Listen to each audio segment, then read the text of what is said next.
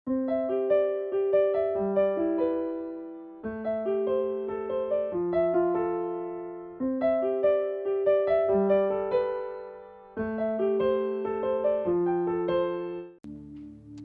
semuanya, selamat hari Minggu.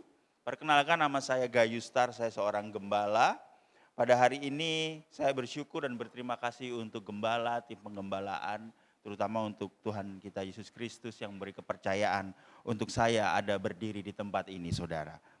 Saya berdoa supaya 30-40 menit ke depan kita bisa fokus untuk bisa mendengarkan firman Tuhan, karena apapun yang ada di tangan kita tidak lebih penting daripada apa yang ada di depan sini. Bukan sayanya, tapi firman Tuhannya. Pada hari ini kita mau belajar tentang satu hal. Saya mau sampaikan kepada kita semua mengenai salah satu jemaat di Wahyu, saudara. Di kitab Wahyu. Jadi kalau saudara bisa baca, ada 7 jemaat di kitab Wahyu dari pasal 2 sampai pasal 3, di mana dari 7 gereja itu tidak disebutkan kesalahannya, yaitu Smyrna dan Philadelphia. Ada 2 gereja yang tidak dipuji sama sekali, yaitu Sardis dan Laodikia. Nah, hari ini kita akan belajar satu hal, salah satu jemaat, jangan khawatir ini tidak akan berat saudara, waduh Wahyu nih gitu, enggak saudara. Hari ini kita akan belajar saudara mengenai salah satu jemaat di kitab Wahyu. Bentar ya.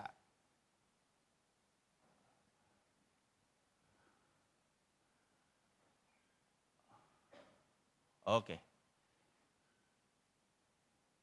Ya. Kita akan belajar mengenai jemaat di Tiatira. Sama-sama katakan jemaat di Tiatira. Puji Tuhan, banyak yang sudah sarapan hari ini ya. Nah, kita akan belajar lebih lanjut karakter dan kehidupan dari jemaat di Tiatira ini, saudara.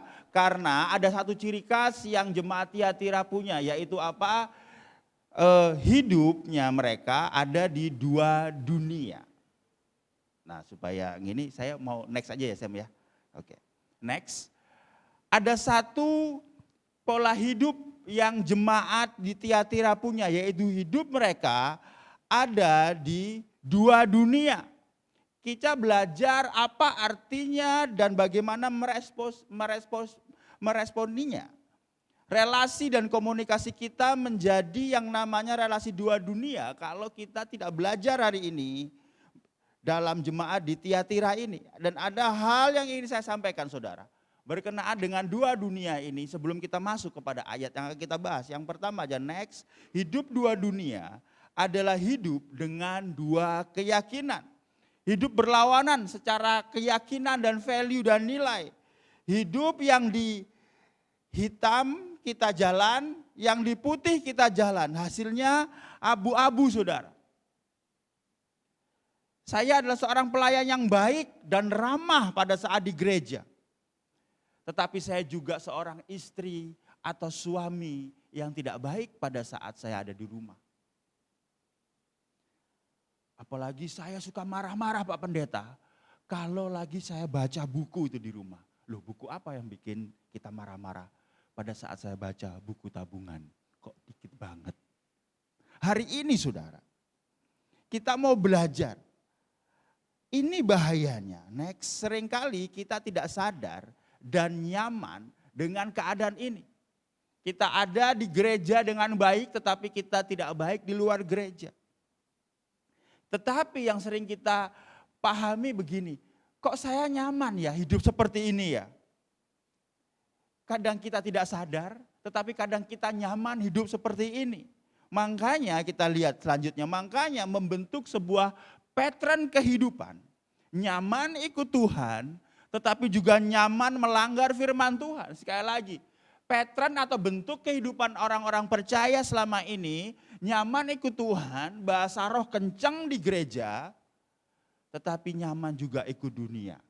Makanya ingin saya katakan, bahasa roh kita tidak menentukan seberapa besar kita hidup dalam kepemimpinan Roh Kudus. Karena itu hanya karunia, saudara. Jadi kita hidup di dua dunia, nyaman dua-duanya, enjoy dua-duanya. Anggapannya kok nggak ada yang salah. Gereja jalan, selingkuh jalan. Gereja jalan, KDRT jalan. Gereja jalan, suami nggak dihormati, istri nggak dikasihi. Tapi kabar baiknya saudara, kalau saudara merasa terusik dengan khotbah seperti ini, sebenarnya berikutnya di satu sisi tanda Anda adalah mirip Kristus.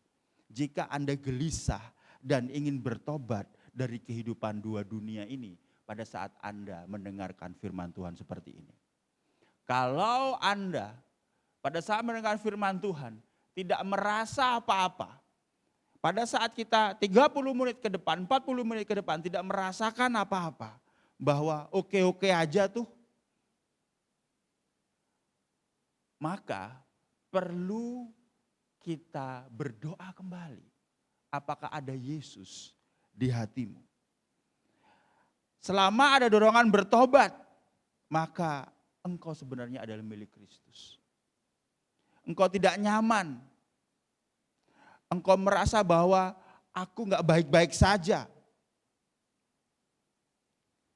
Aku bentak anak-anakku, aku bentak istriku. Itu bukan sesuatu yang baik-baik saja. Sedangkan pada saat saya di gereja, saya ngomong shalom paling kenceng.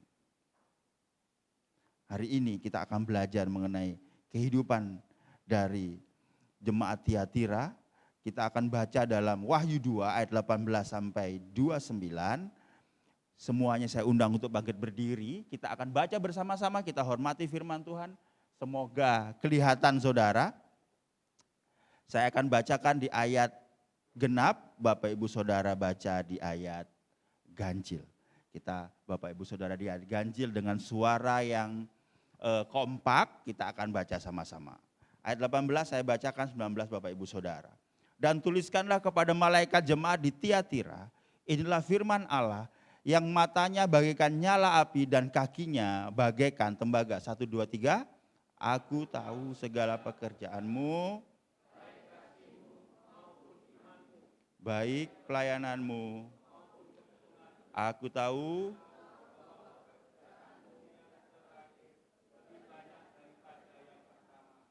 tetapi aku mencela engkau karena engkau membiarkan wanita Isabel yang menyebut dirinya Nabia mengajar dan menyesatkan hamba-hambaku supaya berbuat zina dan makan persembahan-persembahan berhala. Ayat 21, 1, 2, 3. Aku telah untuk bertobat. Lihatlah, aku akan melemparkan dia ke atas ranjang orang sakit. Dan mereka yang berbuat zina dengan dia akan kulemparkan ke dalam kesukaran besar. Jika mereka tidak bertobat dari perbuatan-perbuatan perempuan itu. 1, 2, 3 dan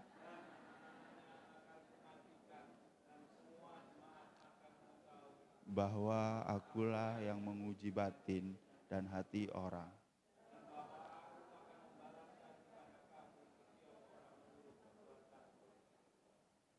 Tetapi kepada kamu yaitu orang-orang lain di Tiatira yang tidak mengikuti ajaran itu dan yang tidak menyelidiki apa yang mereka sebut seluk-beluk iblis.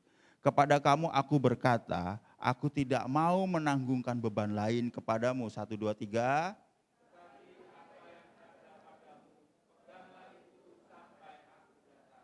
Dan barang siapa menang dan melakukan pekerjaanku sampai kesudahannya, kepadanya akan ku karuniakan kuasa atas bangsa-bangsa. Ayat 27, 1, 2, 3. Dan ia dengan tongkat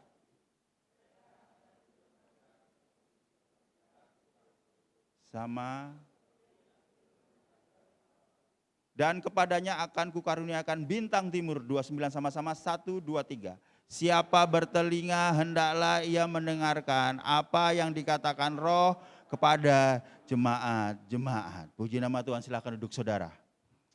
Bagaimana rasanya baca Alkitab satu perikop ya?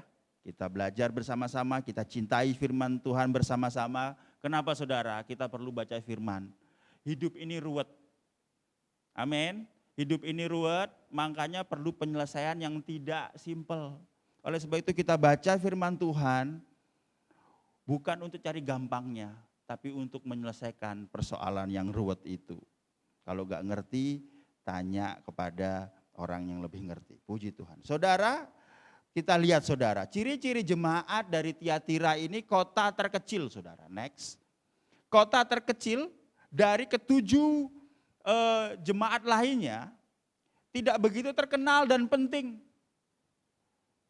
Enggak gitu terkenal saudara. Dan tidak begitu penting di kawasan itu saudara. Tetapi jemaat ini menerima surat terpanjang dan mungkin tersulit untuk dibahas saudara. Dan ada dua wanita sebagai simbol dari jemaat ini, yaitu Lydia, seorang pengikut Kristus yang sangat setia, dan juga Isabel yang sebuah perlambangan dari perzinahan dan penyembahan berhala saudara. Ini adalah pesan Yesus kepada jemaat Tiatira, bukan pesan Yohanes kepada jemaat Tiatira. Hari ini ada 3 hal minimal yang kita pelajari dari kehidupan dua dunia di jemaat Tiatira. Next, ada 3 hal yang kita pelajari dari jemaat di Tiatira mengenai kehidupan dua dunia. Saat terjadi kehidupan dua dunia, maka ada minimal 3 hal yang perlu kita tahu, perlu kita belajar saudara. Kalau perlu saudara catat dan bahas ini dengan keluarga di rumah mengenai apa yang terjadi dengan jemaat Tiatira, apa yang Tuhan ingin sampaikan kepada jemaat Tiatira mengenai kehidupannya, di kehidupan mereka dua dunia. Yang pertama saudara, Allah Maha Tahu. Yang kedua, Allah toleransi. Dan yang ketiga, Allah Maha Adil. Yang pertama, pembelajaran hidup di dua dunia yang kita ambil dari jemaat Tiatira. Yang pertama, Allah Maha Tahu. 2, Anda toleransi. Yang ketiga, Allah Maha Hadir. Berikutnya, dalam ayat 18-20 dikatakan begini. Dan tuliskanlah kepada malaikat-malaikat di Tiatira, inilah firman Allah yang matanya bagaikan nyala api dan kakinya bagaikan tembaga. Aku tahu segala pekerjaanmu, ayat 19 dikatakan, ayat 20, tetapi aku mencela engkau. Matanya bagai nyala api berarti bahwa mata Tuhan akan menembus halangan apapun untuk melihat apa yang sebenarnya kita lakukan. Tuhan melihat kebaikanmu, tetapi juga Tuhan melihat apa yang tercela atau keburukan dalam hidupmu. Tuhan tahu segala pekerjaan atau hal baik kita dan segala celah atau hal buruk dalam kehidupan kita. Maka kesimpulannya, next slide, Allah mengetahui hal baik dan hal buruk yang kita lakukan. Manusia tidak mengetahui, tapi Allah mengetahui hal terdalam dalam kehidupan kita. Maka saat kita hidup dalam dua dunia, mungkin keluarga nggak tahu saudara. Mungkin pasangan Anda nggak tahu. Mungkin pendeta Anda nggak tahu. Tapi Tuhan, apa saudara? Tuhan tahu. Tuhan mengetahuinya, begitu juga sebagai hamba Tuhan. Mungkin jemaat saya nggak tahu. Mungkin istri saya nggak tahu. Tetapi Tuhan tahu. Ini yang harus kita perhatikan saudara. Next slide. Seperti jemaat Tiatira, kita tidak bisa mengelabui Tuhan dengan perbuatan yang amat baik. Untuk dapat apa? Melegalkan apa yang tidak berkenan di hati Tuhan. Kita sebagai orang Kristen kalau udah salah apa? Berbuat baik untuk menutupi kesalahan kita. Wah, aku habis buat baik nih. Ya udah aku pelayanan 7 hari 7 malam. Enggak saudara. Perbuatan baik kita untuk dapat melegalkan apa yang tidak berkenan di hati Allah. Enggak. Allah bukan manusia yang dikasih sesuatu yang baik tiba-tiba ngelupa. Bukan lupa, ngelupa. Allah enggak lupa saudara. Kita memiliki kecenderungan untuk dapat menyogok Tuhan. Tuhan, aku ada salah, tak berbuat baik supaya Tuhan tidak marah sama saya. Kalau bahasa sekarang, bayar uang keamanan dulu. Supaya aman hidupnya. Kalau seperti ini saudara, maka kita akan melakukan yang namanya modifikasi perilaku selanjutnya. Kita menamakan itu sebagai modifikasi perilaku. Perilakunya dimodifikasi, bukan hati dan pengertiannya. Kita berubah bukan karena ingin bertobat, tapi karena takut akibatnya. Saya kasih contoh. Kalau ada orang di ruangan ini kalau ya saudara ya. Kalau ada orang di ruangan ini yang selingkuh. Entah pria, entah wanita. Lalu ketahuan. Lalu pasangannya mengancam, saya akan tinggalkan kamu, anak-anak akan saya ambil semua. Maka dia akan berhenti. Dia akan berhenti. Tetapi apa yang membuat dia berhenti? Karena takut. Pertobatan tidak akan terjadi karena ketakutan saudara. Begitu ketakutan reda, maka balik lagi begitu rasa takutnya, gemeterannya, wah kayaknya udah biasa nih. Gak ada takut lagi, akan muncul perasaan ingin selingkuh lagi. Bisnis lagi lesu. Mulai deh.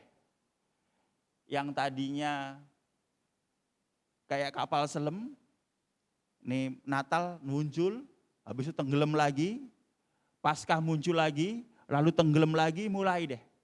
Pada saat bisnisnya lesu, pekerjaannya lesu, mulai deh. Ikut Tuhan sungguh-sungguh. Yang tadinya kapal selam, sekarang jadi kapal nelayan. Setiap pagi berlayar, setiap pagi ke gereja, setiap pagi berdoa, setiap pagi baca Alkitab. Kenapa? Takut gak punya duit. Begitu bisnisnya naik lagi. Apa yang dia lakukan? Udah jadi kayak kapal Titanic saudara. Tenggelam, gak muncul-muncul lagi. Udah aman karena pegang duit saudara. Modifikasi perilakunya aja dimodif-modif. Hari ini saudara, kalau kita tidak benar-benar tahu bahwa Allah Maha Tahu, Allah melihat yang buruk, tapi Allah juga melihat yang baik, maka kita akan banyak kemunafikan.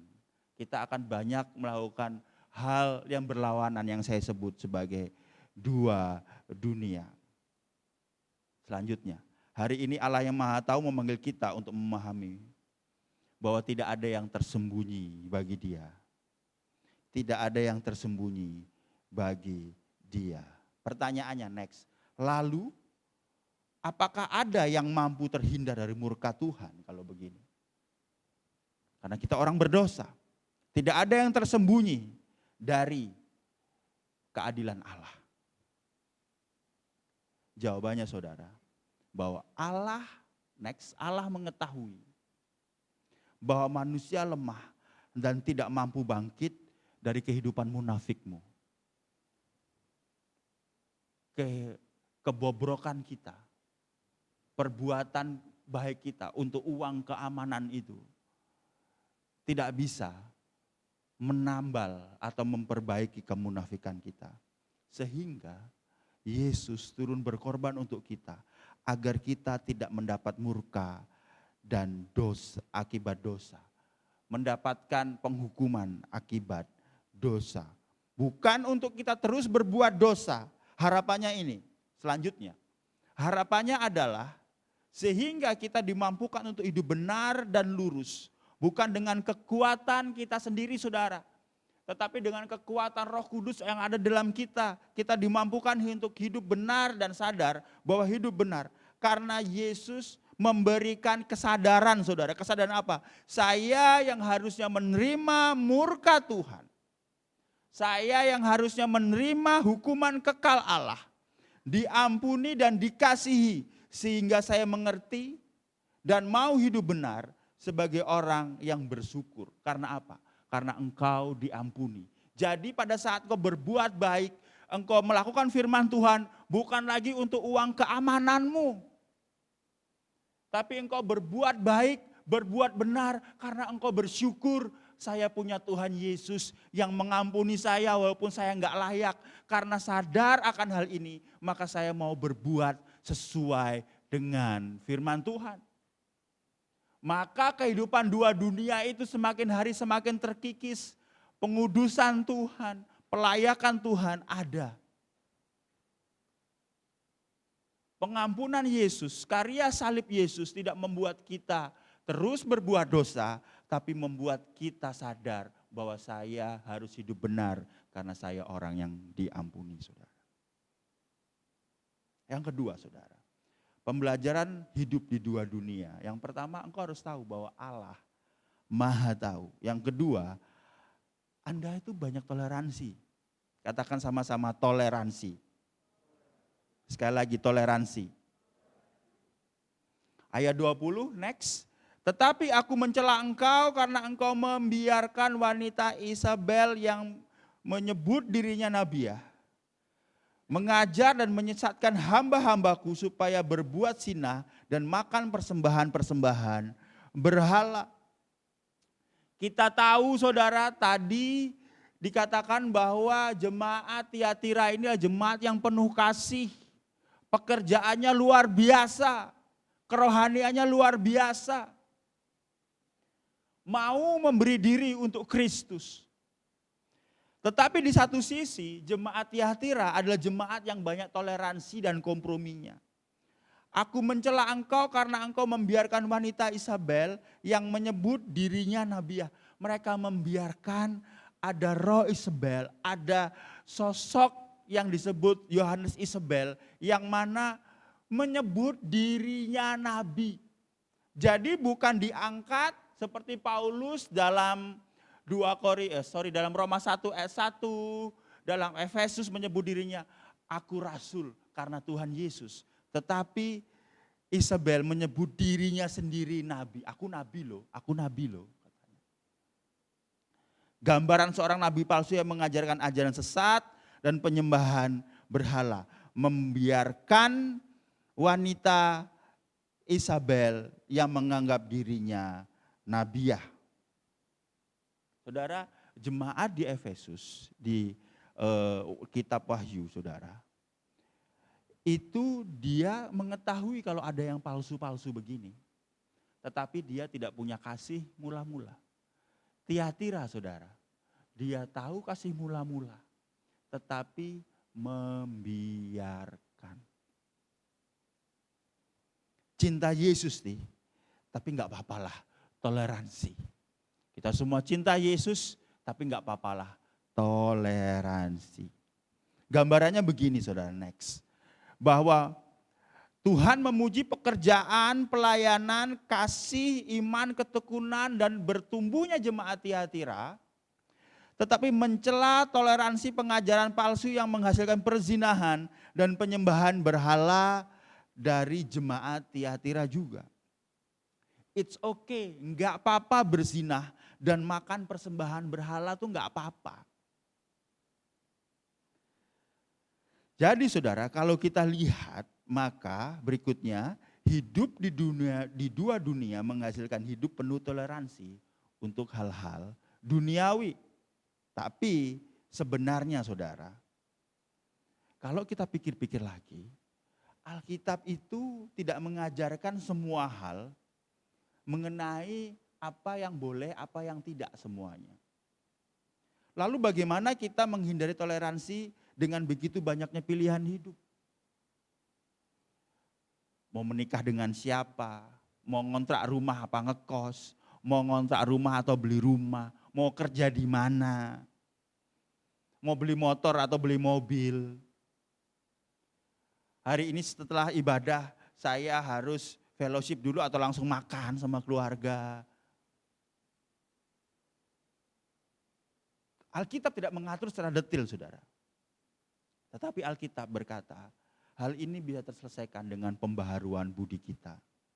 Roma 12 ayat 2, janganlah kamu menjadi serupa dengan dunia ini, tetapi berubahlah oleh pembaharuan budimu, sehingga kamu dapat membedakan manakah kehendak Allah yang baik, yang berkenan kepada Allah, dan yang sempurna. Ada ribuan keputusan yang harus kita buat setiap minggunya.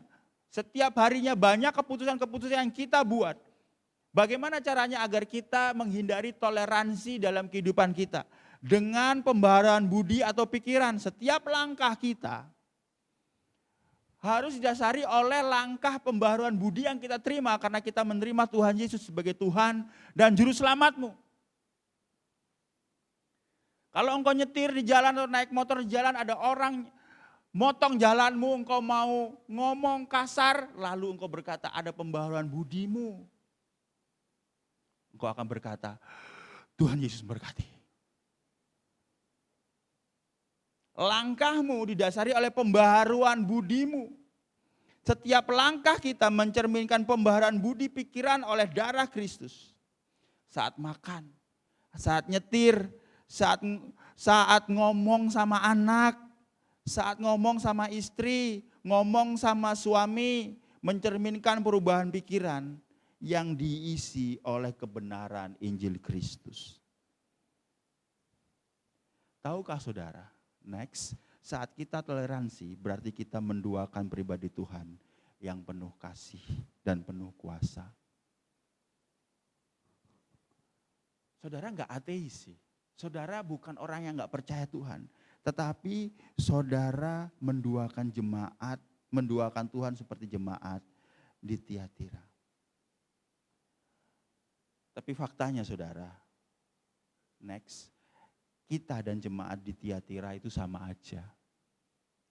Kita penuh toleransi, kita perlu perzinahan. Loh, kok enak aja, saya enggak pernah berzinah Pak. Iya, hatimu berzinah, matamu berzinah. Engkau menduakan Tuhan, engkau menyembah berhala. Enak aja saya enggak punya patung di rumah menyembah berhala. Berhala adalah apapun itu yang engkau taruh lebih tinggi daripada Tuhan. Itu adalah berhala dalam hidupmu. Dan berhala tidak selalu hal yang baik, saudara. Tidak selalu hal yang buruk, saudara. Hal yang baik. Anakmu, pasanganmu, pekerjaanmu, apapun yang kau taruh di atas Tuhan adalah berhalamu. Kemarin kita habis meeting saudara dengan gereja satelit di Gading Serpong saudara, di Tangerang saudara. Lalu ada pernyataan ini, iya ya, kadangkala jabatan sebagai pemimpin rohani juga adalah sebuah berhala. Lalu saya berkata, iya ya. Lalu saya bayangkan, kalau suatu saat ada seorang yang lebih layak, apakah saya rela untuk kasih? Lalu kita berdoa bersama saudara. Tuhan ajar kami untuk kami terus berada dalam jalur Tuhan. Intinya saudara, saya, Anda sama saja dengan jemaat di Tiatira. Kita penuh toleransi dalam hidup. Kita penuh perzinahan dalam hidup. Kita menyembah berhala. Dan kita seringkali tidak mau atau menunda pertobatan kita. Nanti aja. Engkau ai. Se. Nah kalau udah ngomong se itu udah bahaya nih saudara. Se engkau ai. Seperti Isabel dan pengikutnya, kita layak dihukum oleh tangan Allah sendiri. Kita adalah orang yang layak dihukum karena kita adalah jemaat Tiatira. Saya dan saudara penuh toleransi, perzinahan, penyembahan berhala, dan menunda pertobatan kita. Di gereja kami itu saudara, kami kalau ada setiap hari Minggu, kami ada form untuk evaluasi ibadah. Lalu ada evaluasi ibadah begini, khotbah hari ini, khotbah minggu bagaimana? Awalnya saya sangat kesulitan saudara, pada saat menerima masukan dari tim saya saudara. Tapi kalau saya kasih masukan, waduh paling jempol saya saudara. Wah kamu gini, tapi kenapa ya? Lalu saya selidiki hati saya, iya ya, jangan-jangan mentang-mentang saya gembalanya, maka saya tidak bisa dikasih masukan untuk saya mau gereja ini maju. Dan itu berat, saudara. Pastor, khotbahnya kelamaan. Pastor, khotbahnya nggak sesuai konteks. Pastor, khotbahnya ngomongnya terlalu lama di opening. Tetapi ini, saudara, pada saat hati saya menjadi marah, kenapa saya dikoreksi. Next. Allah mengampuni kita yang dikasihi bukan dengan bentuk toleransi terhadap dosa. Saya berkata, iya, saya adalah orang yang diampuni. Saya adalah orang yang tidak layak untuk menerima kasih Tuhan, tetapi saya diampuni. Dan hal ini membuat saya bangkit untuk mau menerima koreksi. Allah mengampuni kita yang dikasihi bukan dengan bentuk toleransi terhadap dosa. Tetapi dia mau turun di salib menggantikan kita karena setiap dosa harus dihukum. Jadi Allah turun bukan untuk toleransi dosa kita. Dia turun karena kita berdosa dan dosa hukumannya adalah maut. Makanya dia datang untuk menerima maut yang harusnya kita dapat. Dia gantikan itu. Dan itu bukan bentuk toleransi, saudara. Yesus tidak mencontohkan toleransi. Yesus mencontohkan konsistensi kasih. Dari awal dia mengasihi, sampai akhir pun dia mengasihi. Bahkan nyawanya diberikan untuk kita. Dia bukan toleransi dosa kita. Kalau toleransi dosa kita, dia nggak perlu disalib. Udah, tak ampuni bim salabim, semuanya kudus. Tapi dia mau turun ke dunia, karena dia sendiri yang berfirman bahwa upah dosa ialah maut. Makanya dia mau turun untuk menggenapi dan konsisten dalam firman-Nya. Upah dosa ialah maut. Agar apa, saudara? Agar kita tidak lagi gampang toleransi terhadap hidup. Yesus menjadi contoh konsisten dan kuasa Injil memampukan kita agar kita konsisten. Konsisten apa? Menjadi anak Tuhan yang baik. Konsisten apa? Menjadi pelayan yang baik, menjadi ayah yang baik, menjadi ibu yang baik, anak-anak menjadi anak yang baik untuk orang tuamu. Konsisten dengan kasih karena ada teladan agung kita. Karena ada Roh Kudus yang memampukan kita. Tanpa Roh Kudus kita tidak bisa konsisten dan berbuat apa-apa, saudara. Ada seorang ibu, saudara. Dulu beribadah di gereja kami, saudara. 1 kali datang, 2 kali datang, dia mau melayani Tuhan katanya. Sekitar umur 50-60an lah. Mau melayani Tuhan katanya. Tapi dia datang sendiri. Lalu saya tanya, saya hampiri ibu ini. Lalu saya tanya, loh Bu, sendirian, anaknya di mana? Anak saya satu bekerja, yang satu pelayanan melayani Tuhan. Oh gitu. Loh, maaf, suaminya di mana? Suami saya di rumah, Bapak. Suami saya, kok enggak ikut? Suami saya lagi sakit. Loh, gimana? Kok kenapa sakit? Dia cerita, saudara. Pada saat anak-anaknya kecil, suaminya ini mendapat inspirasi dan pewahyuan, saudara, untuk ikut WW Gombel, saudara. Jadi suaminya ngabur dengan wanita lain, gitu ya. Lalu ibu ini sedih, lalu dia yang tadinya tidak bekerja, dia bekerja. Anaknya mulai besar, anaknya mulai mengerti bahwa ayah mereka meninggalkan mereka dan mamanya bekerja untuk kehidupan mereka. Anaknya tumbuh besar, SMP, lalu SMA, lalu anaknya berkata, Mama nikah lagi aja, aku kasihan sama Mama. Merawat kami sendiri. Mamanya bilang, loh Nak, Mama kan masih punya suami. Kan gak bisa nikah lagi, punya suami. Suatu saat, saudara, tiba-tiba ada seorang datang ke rumah. Ada orang yang mengantar, dan itu adalah suaminya. Suaminya kembali, saudara. Tapi dalam keadaan cacat karena kena stroke. Anaknya nggak mau terima. Tapi mamanya mau terima. Lalu saya tanya, loh Bu, apa yang membuat ibu tahan? Yang membuat saya tahan adalah saya mau konsisten kepada janji saya di altar dahulu. Saya mau konsisten. Loh enggak benci, ada rasa jengkel, tetapi janji saya di altar membuat saya kembali mengasihinya. Makanya kalau saya memberkati jemaat saudara, pada saat mau ada pengucapan janji nikah, saya akan ngomong kepada jemaat yang hadir. Perjanjian nikah ini antara mereka berdua, tetapi saya minta Bapak Ibu Saudara sekalian mengingat janji Bapak Ibu Saudara dulu pada saat di altar itu. Puji Tuhan saudara, banyak pernikahan dipulihkan karena mengingat janji altar. Pastor, saya mengingat janji altar saya. Makanya saya kembali mau mencintai dan merawat dia. Karena saya berjanji, baik kaya maupun miskin, baik sehat maupun sakit.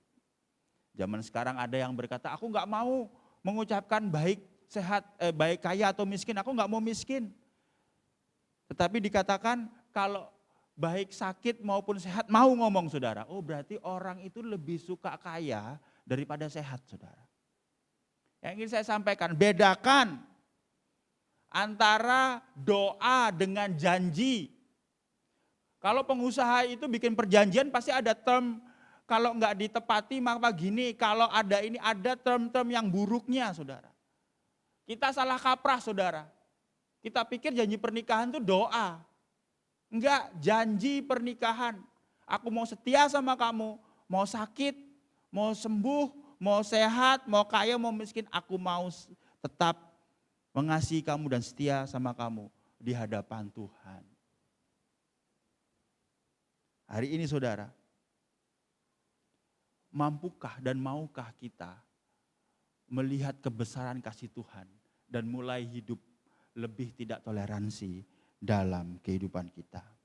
Yang terakhir saudara, saya boleh minta pemain piano saja bisa maju ke depan. Pembelajaran hidup di dua dunia. Yang pertama, Allah Maha Tahu. Yang kedua, Anda toleransi. Dan yang ketiga, Allah Maha Adil. Yang pertama, Allah Maha Tahu. Yang kedua, Allah toleransi. Dan yang ketiga, Allah Maha Adil. Berikutnya, Allah Maha Adil dengan apa? Membalas ketidaksetiaan. Allah Maha Adil dengan cara membalas ketidakkesetiaan. Next slide.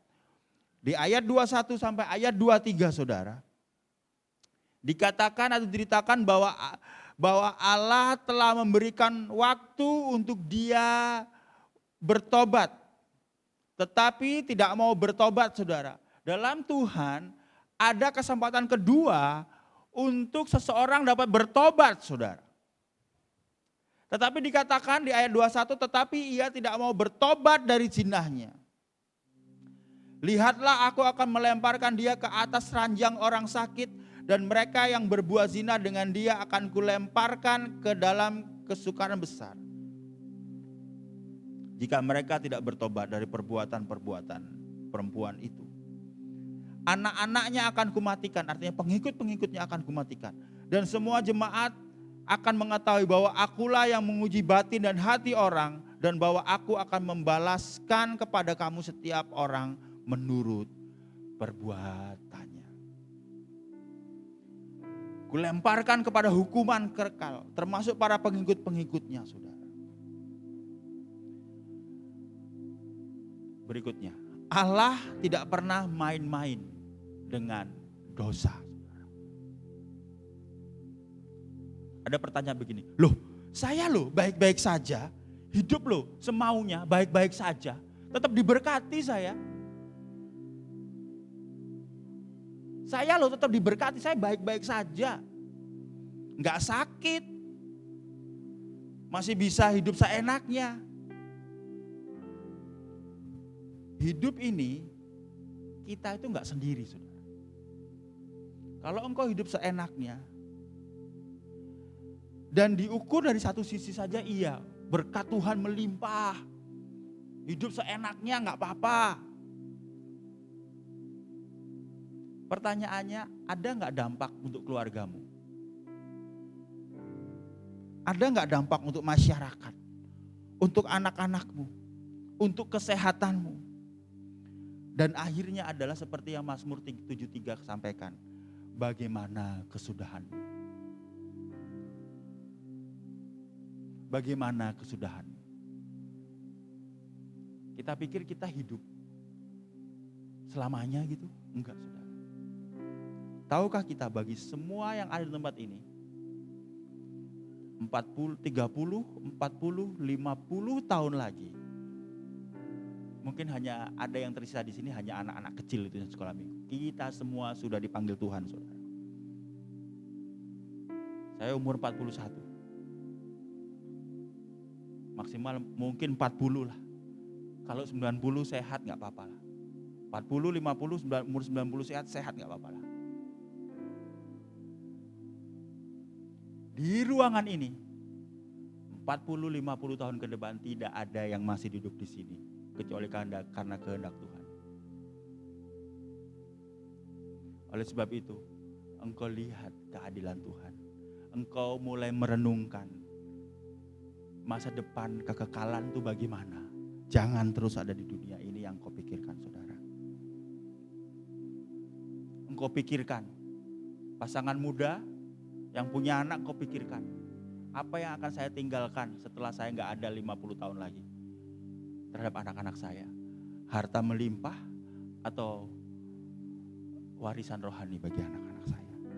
Bahwa Allah tidak main-main dengan dosa. Allah Maha Adil, Dia membalas ketidaksetiaan. Dan juga next slide, Allah Maha Adil, Dia menjaga yang setia. Ayat 24 sampai 27 berkata gini, tetapi kepada kamu yaitu orang-orang lain. Oh, ternyata di jemaat itu ada yang baik, saudara. Yang tidak mengikuti ajaran itu dan yang tidak menyelidiki apa yang mereka sebut seluk-beluk iblis. Kepada kamu aku berkata, aku tidak mau menanggungkan beban lain kepadamu. Aku gak mau menuntut apa-apa kepadamu. Aku udah senang dengan kamu begini. Tetapi apa yang ada padamu peganglah itu sampai aku datang. Dan barang siapa menang dan melakukan pekerjaan sampai kesudahannya, kepadanya akan kukaruniakan kuasa atas bangsa-bangsa. Dan ia akan memerintah mereka dengan tongkat besi, mereka akan diremukkan seperti tembikar tukang periuk, sama seperti yang kuterima dari Bapakku. Berbicara mengenai akhir zaman, nanti kita akan bahas di lain waktu, saudara.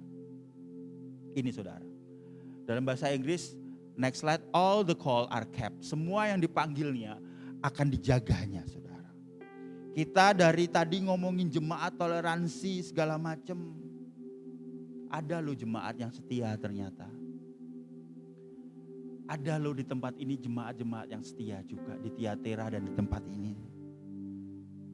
Next, Tuhan yang setia akan selalu mempertimbangkan kita yang setia. Ayat 25 berkata, tetapi apa yang ada padamu, peganglah itu sampai kapan, saudara? Sampai aku datang.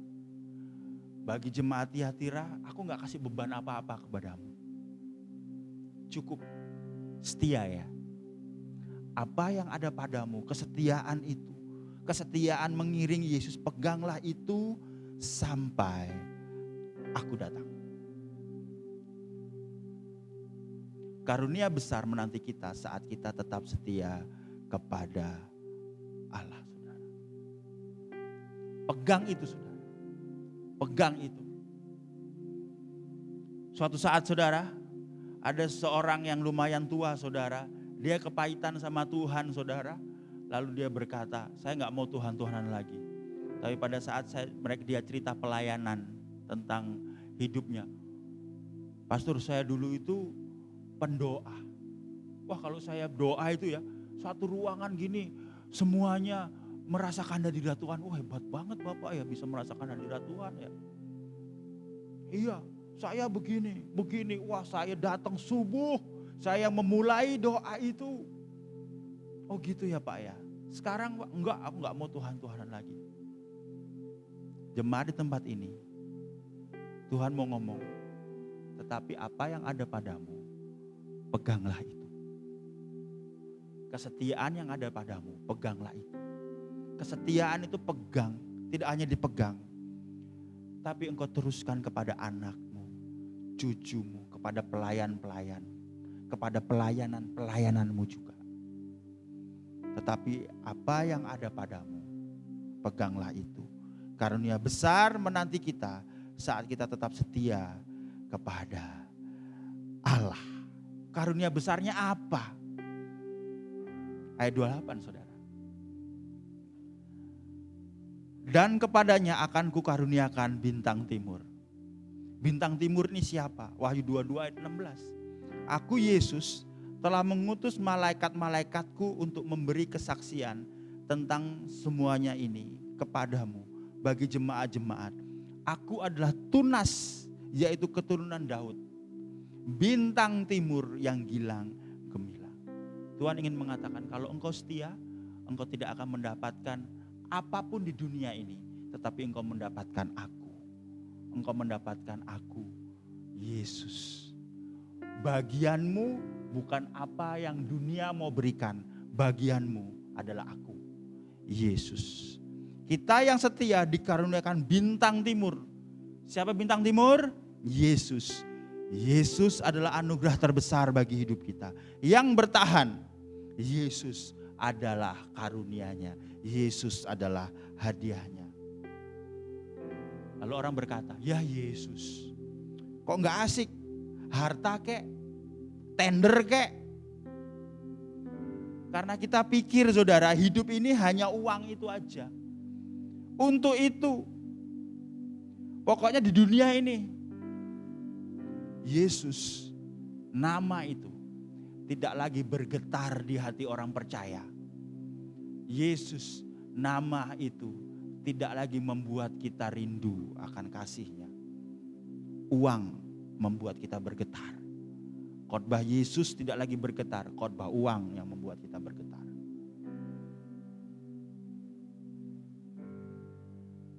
Padahal saudara, banyak orang-orang kaya yang gak bahagia juga saudara.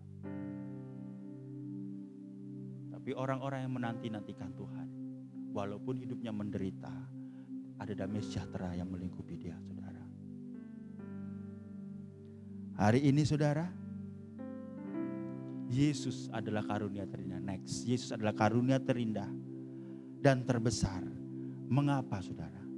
Karena pada akhirnya hanya ada Anda dan saya, kita sendirian yang menghadapi kehidupan ini, keputusan hidup dan menghadapi kematian saudara. Di akhirnya hanya kita sendiri yang menghadapi kematian. Yuk melok yuk, bareng-bareng yuk. Gak ada yang mau saudara. Tapi ada Yesus yang beserta kita dan menemani kita selama-lamanya. Karena ketakutan terbesar kita yaitu dosa dan kematian sudah Yesus kalahkan di kayu salib saudara. Suatu saat ada ibu di desa, di Semarang saudara. Jadi naik lagi saudara. Saya melakukan misi, ada satu siang saya bilang ke Pak Pendeta, Pak saya mau mengunjungi jemaat-jemaat ya Pak ya. Boleh gak sama tim? Oh boleh, ayo saya antar. Karena di desa jadi nggak jauh-jauh gitu saudara tempatnya. Paling beda 5 rumah, 10 rumah, 15 rumah gitu ya. Tiba-tiba saya masuk ke sebuah rumah saudara. Rumahnya gelap saudara tapi bersih. Nggak bau, bersih. Tiba-tiba ada ibu gitu ya, satu ibu gitu.